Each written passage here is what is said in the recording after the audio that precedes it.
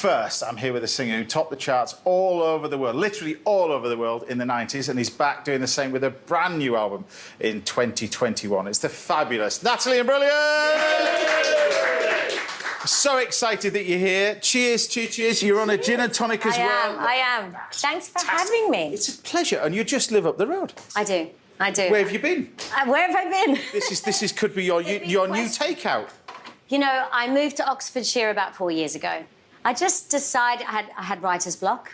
Yeah. And I had it for about 5 years, and I just thought I've got to get out of London, into nature, and just figure this out. So. And I know you love your food. Not the most accomplished chef, it says on your biography. No. I would say I'm nervous in the kitchen, and I think that's maybe down to my mum screaming at me to get out of the kitchen when I was a kid, as opposed to being involved in it. Oh, well, I'm not going to scream at you now. Obviously, people know you from your music business, but we're going to go back a little bit further. I've got to mention certain soap. Oh, yes, of Yes, course. exactly. I thought you'd forgotten about it then. No, I didn't know what you were going to mention. It's quite. You've got to mention that because, you know, I thought you did it for longer than you did it for. It was only a couple of 2 years. I was 16 and a half when I started the job on Neighbours. It's quite young. So I did that for 2 years, and then I really wanted to do music. But I was trying to do music that was very grown up and like country ballads, and no one would sign me. And so my manager at the time had me songwriting with all these amazing people, and one of them was Phil Fornelli, who ended up producing my album. And so Torn was a song that he'd written with a band called Edna Swap. Yeah. So in amongst the songs we were writing together, that was the one, I guess, that connected with everybody on my first ever release. And this was Torn. Torn went on to be huge. Yeah. Huge. I mean, number one. Know. Was it the biggest record played in Australia for donkey's years? Apparently. I mean, I still can't believe it. Really? Because it's catchy to this day. So back then, yeah. Do you know what I mean? I think I was just intimidated. Imagine it's the first album you've ever put out. You've come from a soap. You're expecting people to kind of take the mickey, and then the next thing you know, people love it. Then there's all this expectation.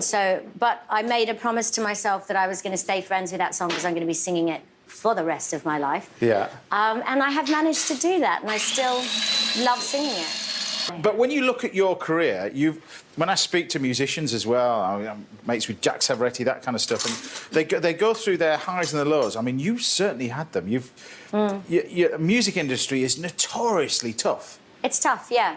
My last original materials album, which I can't remember what year it was, but that's probably where the writer's block started because it only got released in Australia and New Zealand, and Island Records dropped me, and I was just devastated. So I think when you go through periods like that, and we've all been through hard times in our career, it's kind of what you do with it, and I allowed myself some soul-searching and found my way back.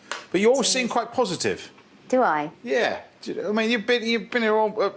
this morning, you always seem quite positive. As guests go, I'm excited to be here. That's why I'm but positive. Do you know what I mean? It's just like the dream day. But it's difficult to I mean, the music, like I said, is it's a bit like, I suppose, you got it from your acting, I suppose. You've got that rejection and... Oh, yeah, you have to have rhinoceros You've got to learn skin. live with that, I suppose. You have to, if you're going to do this job, and I say this to all young people who ask for my advice, is that, you know, it's not for the faint-hearted, and you've got... When I was doing my acting career, I mean, there's, 10 jobs they say no to before they say yes.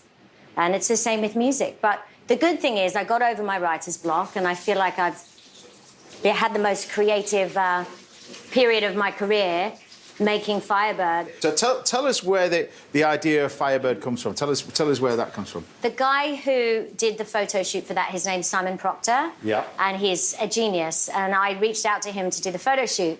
And he was doing all the graphics design on it, and like you, he listened to the album beforehand and was asking me about it, and I said it's kind of like Phoenix out of the ashes for me, and a lot of the songs are dealing with finding strength in fragility. And so he said Firebird, and I was like, oh my God, I'm a Firebird.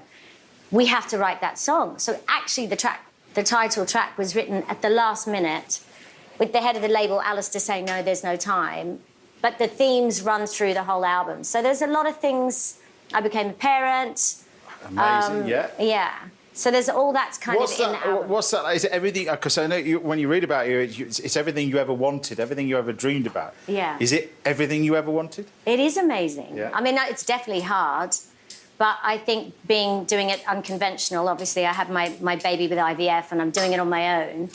I think a lot of the songs on the album are kind of me coming to terms with making that decision.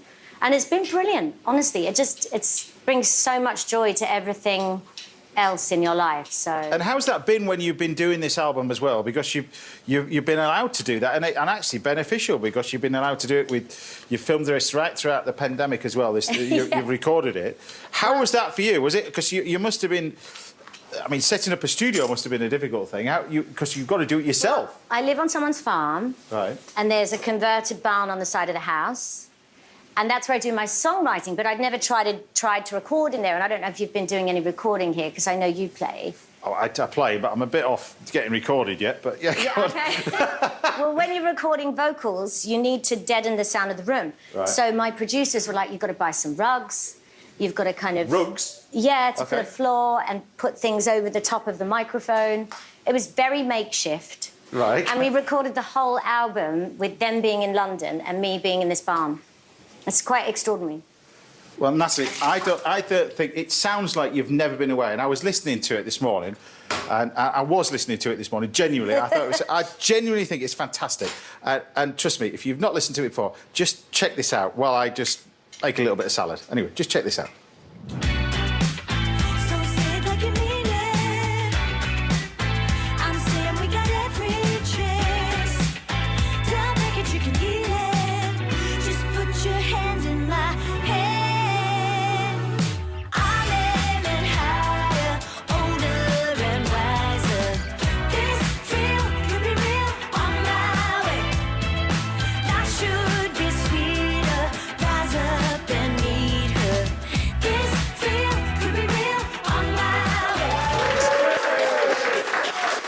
Told you never lost it. You've never lost it. Why have you been away for so long? It's crazy, but I mean, so catching.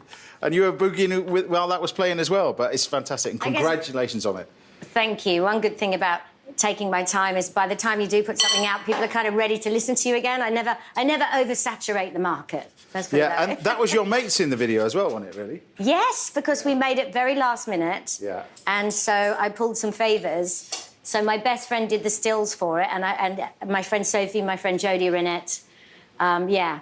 Well, you're here to talk about, well, you just live up the road as well, but talk about this amazing new album that you've got. If anybody's just waking up, tell us about the new album, because this is number 6, your album? I think so, yeah. Yeah, it is. I've lost count. Yeah, well, it's not number... It's been so many years. Well, it has, because you've had a little hiatus. You've been busy in that hiatus as well. Your mum now and everything else. Yes, I had my son. So tell us about the new album then, because... Well, I basically had writer's block for 5 years. So getting back into writing, I put myself in Nashville, which... As you do. Yeah, as you do. If that doesn't inspire you, nothing will. Well, their work ethic there and their, you know, I actually wrote Smoke from the first album in Nashville, so I know about their kind of songwriting work ethic. So you do 2 sessions a day. So I said to my managers, I want 10 sessions. Surely off the back of 10 days of writing in Nashville, I will have broken the back of my writer's block, which I had. And it just re-inspired me, and then there was just no stopping me. So the rest of the writing process was actually an absolute joy and... yeah, just flowed. Well, the proof is in the pudding, and we played a little track earlier as well. This is another track from the new album, but check this out. My heart at home, the place hasn't changed, but I'm here alone. I know it's crazy, walking wires, but nothing lasts forever. When it all falls down, gotta build it better. This bed feels 5 miles wide.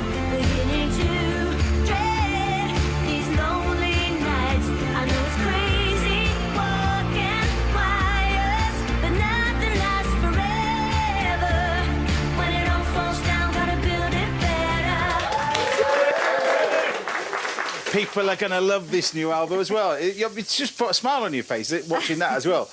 Well, I wanted some escapist fun with that song. I thought, it sounds like I wrote it for the pandemic, but I actually wrote it before it. But it's just, there's a lot of hope on this album, and it's an album about finding your independence, which I had to do. Yeah. Deciding to become a single parent.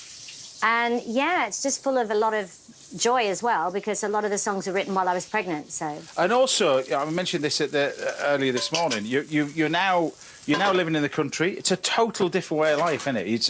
It is. I suppose when you're in London, it's so easy to go out and get mixed in with that. Now, it's completely different. I mean, I love it here because you don't hear anything.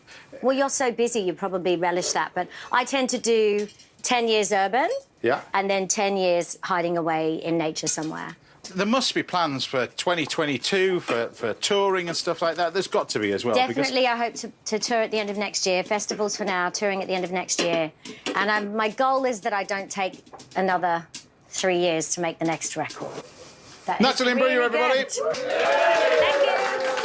Well, that's it. That's all we've got time for today. Massive thank you to Jacine and Paul in Scotland, Dipner Anand and her dad, Raymond Blanc, and, of course, the fabulous Natalie Imbruglia. Best of luck with the album.